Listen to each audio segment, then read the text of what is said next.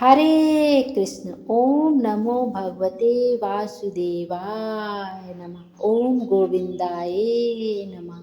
आप सभी कमेंट में भगवान विष्णु का एक प्यारा सा नाम अवश्य लिखिएगा। आइए आज के वीडियो में हम भाद्रपद पूर्णिमा की व्रत कथा का श्रवण करेंगे। हिंदू धर्म के अनुसार साल में कुल 12 पूर्णिमा का व्रत रखा जाता है और हर एक पूर्णिमा का अपना अलग अलग महत्व होता है। ऐसे ही भाद्रपद मास में पड़ने वाली पूर्णिमा का विशेष महत्व है। इस दिन उमा महेश्वर व्रत भी रखा जाता है। इसके अलावा इस दिन स्नान दान के साथ साथ माँ लक्ष्मी की पूजा करने का विधान है।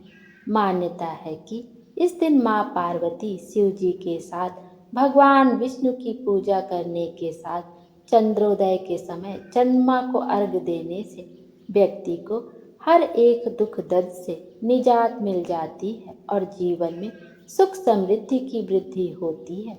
इसके साथ ही इस दिन उमा महेश्वर व्रत भी रखा जाना बहुत ही शुभ माना जाता है।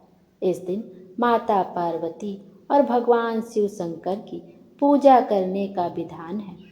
कहा जाता है कि जो व्यक्ति इस व्रत को रखता है उसे पूर्व जन्म के पाप दोष और श्राप से मुक्ति मिलने के साथ खोई चीज भी वापस मिल जाती है। आइए अब भाद्रपद पूर्णिमा की व्रत कथा का श्रवण करते हैं। धार्मिक कथाओं के अनुसार स्वयं भगवान विष्णु के अलावा इंद्रदेव जी ने भी यह व्रत रखा था। आइए अब कथा की ओर चलते हैं। भगवान शंकर और माता पार्वती के चरण कमलों का अभिनंदन करते हुए हम कथा को सुनते हैं। उमा महेश्वर व्रत कथा। इस व्रत के बारे में नारद पुराण और मत्स्य पुराण में भी बताया गया है। पौराणिक कथा के अनुसार एक बार ऋषि दुर्वासा जी ने भगवान शंकर के दर्शन करने के लिए कैलाश जाते हैं, जहाँ पर उन्होंने शिव शंकर के साथ माता पार्वती के दर्शन करके वह अति प्रसन्न हुए। इसके साथ ही भगवान शिव ने एक पुष्प ऋषि दुर्वासा को दिया, जिन्हें दुर्वासा जी ने बड़े ही प्रेम के साथ स्वीकार कर लिया। शिव शंकर और माता पार्वती के दर्शन करने के बाद कैलाश से वह निकल गए। फिर रास्ते में उनका मन विष्णु जी से मिलने के लिए हुआ। ऐसे में उन्होंने अपना रुख श्री हरि से मिलने के लिए विष्णु लोक के लिए कर लिया। जब वह जा रहे थे तो रास्ते में उन्हें इंद्रदेव मिल गए। वह इंद्रदेव को देखकर काफी प्रसन्न हुए और उन्हें शिव जी द्वारा भेंट किया हुआ पुष्प दिया। लेकिन इंद्रदेव हमेशा अपने पद के कारण अहंकार में रहते थे। ऐसे में उन्होंने वह पुष्प अपने हाथी ऐरावत को पहना दिया। ऐसा देखकर दुर्वासा ऋषि को काफी क्रोध आया।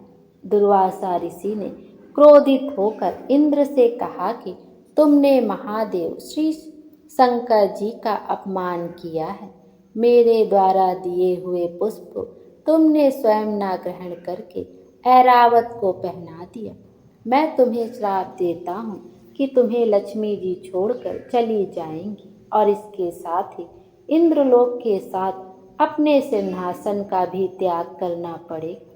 यह सुनकर इंद्रदेव घबरा गए और शासन जाने का डर सताने लगा। ऐसे में उन्होंने तुरंत ही ऋषि दुर्वासा जी के समक्ष हाथ जोड़कर क्षमा याचना की और उनसे इस श्राप से मुक्त होने का उपाय पूछा। इंद्र की विनय सुनकर दुर्वासा जी शांत हुए और क्रोध शांत होने पर ऋषि दुर्वासा जी ने इंद्र को बताया कि उसे उमा महेश्वर व्रत करना पड़ेगा। इसके बाद ही शिव और पार्वती जी के आशीर्वाद से ही तुम्हें दोबारा सिंहासन प्राप्त होगा। ऐसे में इंद्रदेव जी ने इस व्रत को रखा और शिव और पार्वती जी की कृपा से इंद्र को खोया हुआ लोक सिंहासन आदि सभी चीजों की प्राप्ति हुई। बोलिए भगवान शंकर की जय, माता पार्वती की जय। विष्णु भगवान की जय, माता लक्ष्मी की जय। आइए अब पूर्णिमा के इस पावन दिन पर माँ लक्ष्मी की व्रत कथा का भी श्रवण करते हैं। एक समय महर्षि श्री वेद व्यास जी हस्तिनापुर पधारे। उनका आगमन सुन महाराज धृतराष्ट्र उनको आदर सहित राजमहल में ले गए। स्वर्ण सिंहासन पर विराजमान कर चरणोदक से उनका पूजन किया।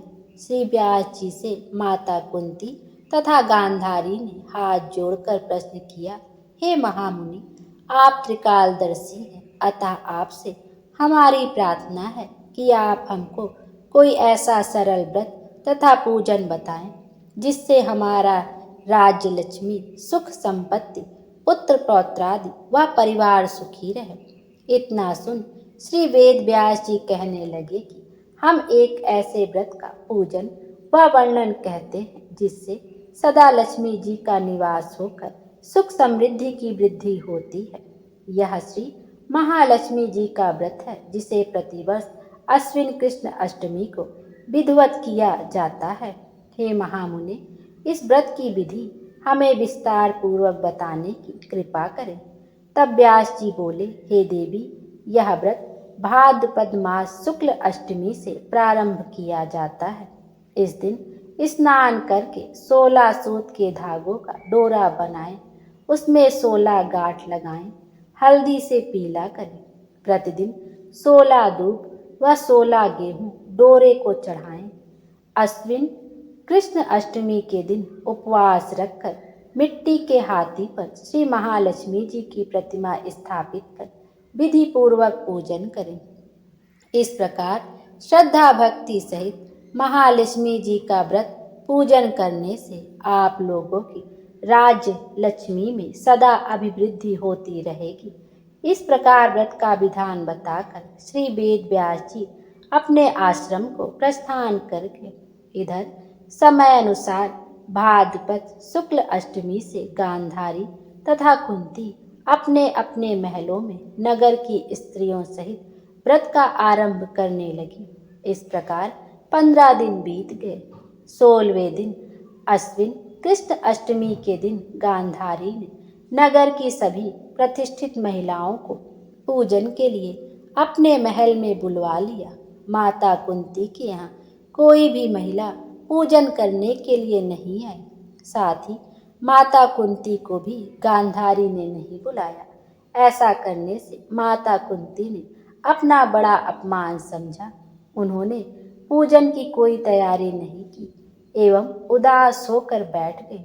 जब पांचों पांडव युधिष्ठिर, अर्जुन, भीम, नकुल और सहदेव महल में आए तो कुंती को उदास देखकर पूछा, हे माता, आप इस प्रकार उदास क्यों हैं?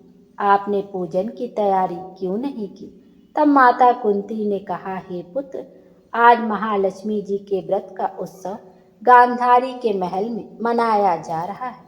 उन्होंने नगर की समस्त महिलाओं को बुला लिया और उसके 100 पुत्रों ने मिट्टी का एक विशाल हाथी बनाया, जिस कारण सभी महिलाएं उस बड़े हाथी का पूजन करने के लिए गांधारी के यहाँ चली गई, लेकिन मेरे यहाँ नहीं आई। यह सुनकर अर्जुन ने कहा कि हे माता, आप पूजन की तैयारी करें और नगर में बुलावा लगवा दें कि हमारे यहाँ स्वर्ग के ऐरावत हाथी की पूजन होगी। इधर माता कुंती ने नगर में ढिंडोरा पिटवा दिया और पूजा की विशाल तैयारी होने लगी। उधर अर्जुन ने बाण के द्वारा स्वर्ग से ऐरावत हाथी को बुला लिया।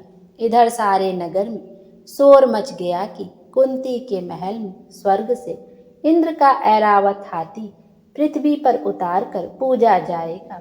समाचार को सुनकर नगर के सभी नर नारी, बालक एवं वृद्धों की भीड़ एकत्र होने लगी। उधर गांधारी के महल में हलचल मच गई। वहां एकत्र हुई सभी महिलाएं अपनी अपनी थालियां लेकर कुंती के महल की ओर जाने लगी।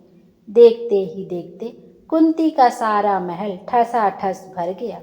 माता कुंती ने ऐरावत को खड़ा करने हेतु अनेक रंगों के चौक पुरवाकर नवीन रेशमी वस्त्र बिछवा दिए। नगरवासी स्वागत की तैयारी में फूल, माला, अबीर, गुलाल, केसर हाथों में लिए पंक्तिबद्ध खड़े थे। जब स्वर्ग से ऐरावत हाथी पृथ्वी पर उतरने लगा तो उसके आभूषणों की ध्वनि गूंजने लगी। ऐरावत के दर्शन होते ही जय जयकार के नारे लगने लगे। सायंकाल के समय इंद्र का भेजा हुआ हाथी ऐरावत माता कुंती के भवन के चौक में उतर आया। तब सब नारियों ने पुष्पमाला, अबीर, गुलाल, केसर आदि सुगंधित पदार्थ चढ़ाकर उनका स्वागत किया। राजपुरोहित द्वारा ऐरावत पर महालक्ष्मी जी की मूर्ति स्थापित करके वेद मंत्र उच्चारण द्वारा पूजन किया गया। नगरवासियों ने भी महालक्ष्मी का पूजन किया। फिर अनेक प्रकार के पकवान लेकर ऐरावत को खिलाए और यमुना का जल उसे पिलाया गया। राजपुरोहित द्वारा स्वाचित वाचन करके महिलाओं द्वारा महालक्ष्मी जी का पूजन कराया गया। 16 गांठों वाला डोरा लक्ष्मी जी को चढ़ाकर अपने अपने हाथों में बांध लिया। ब्राह्मणों को भोजन कराया गया। दक्षिणा के रूप में स्वर्ण आभूषण, वस्त्र आदि दिया गया। तत्पश्चात महिलाओं ने मिलकर मधुर संगीत लहरियों के साथ भजन कीर्तन कर संपूर्ण रात्रि महालक्ष्मी व्रत का जागरण किया। दूसरे दिन प्रातः राज पुरोहित द्वारा वेद मंत्रोच्चार के साथ जलाशय में महालक्ष्मी जी की मूर्ति का विसर्जन किया गया। फिर ऐरावत को विदा कर इंद्रलोक भेज दिया गया। इस प्रकार जो स्त्रियां श्री महालक्ष्मी जी का विधि पूर्वक व्रत एवं पूजन करती उनके घर धन धान्य से पूर्ण रहते तथा उनके घर में महालक्ष्मी जी सदा निवास करती हैं। इस हेतु महालक्ष्मी जी यह स्तुति अवश्य बोले। महालक्ष्मी नमस्तुभ्यं नमस्तुभ्यं सुरेश्वरी हरिप्रिये नमस्तुभ्यं नमस्तुभ्यं जयानिधे। बोलिए माँ लक्ष्मी की जय। जय हो माँ लक्ष्मी जय। आइए हम महालक्ष्मी व्रत की दूसरी पौराणिक कथा का भी श्रवण करते हैं। पौराणिक कथा के अनुसार प्राचीन काल में एक बार एक गांव में गरीब ब्राह्मण रहता था। वह भगवान विष्णु का परम भक्त था। एक दिन उसकी भक्ति से खुश होकर भगवान विष्णु ने उसे दर्शन दिए और मनचाहा वरदान मांगने को कहा। ब्राह्मण ने कहा कि उसके घर में हमेशा लक्ष्मी जी का वास हो। इस इच्छा को जानने के बाद विष्णु जी ने कहा कि उसे लक्ष्मी तो प्राप्त हो सकती है, लेकिन उसके लिए उसे थोड़ा प्रयत्न करना होगा। भगवान विष्णु ने कहा कि मंदिर के सामने एक स्त्री रोज आती है और यहाँ आकर उपले पाथती है। तुम बस अपने घर उन्हें आने का निमंत्रण देना। वह स्त्री ही माँ देवी लक्ष्मी है। अगर वह स्त्री तुम्हारे घर आती है तो तुम्हारा घर धन धान्य से भर जाएगा। इतना कहकर भगवान विष्णु अदृश्य हो गए। अगले दिन सुबह 4 बजे ब्राह्मण मंदिर के सामने बैठ गया और जब धन की देवी माँ लक्ष्मी उपले पाथने आई तो ब्राह्मण ने उन्हें अपने घर में आने का निवेदन किया। ब्राह्मण के वक्तव्य को सुनकर लक्ष्मी जी समझ गई कि ये सब विष्णु जी का ही किया कराया है। माता लक्ष्मी जी ने कहा कि तुम 16 दिन तक महालक्ष्मी व्रत को विधि पूर्वक करो और रात दिन चंद्रमा को अर्घ्य दो तो मैं तुम्हारे घर आऊंगी।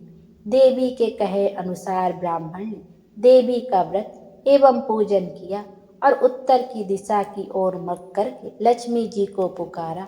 अपने वचन को पूरा करने के लिए धन की देवी प्रकट हुई और उन्होंने गरीब ब्राह्मण के हर कष्ट को दूर किया और उसके घर को सुख संपत्ति से भर दिया। बोलिए माँ लक्ष्मी की जय। जय हो माँ लक्ष्मी की।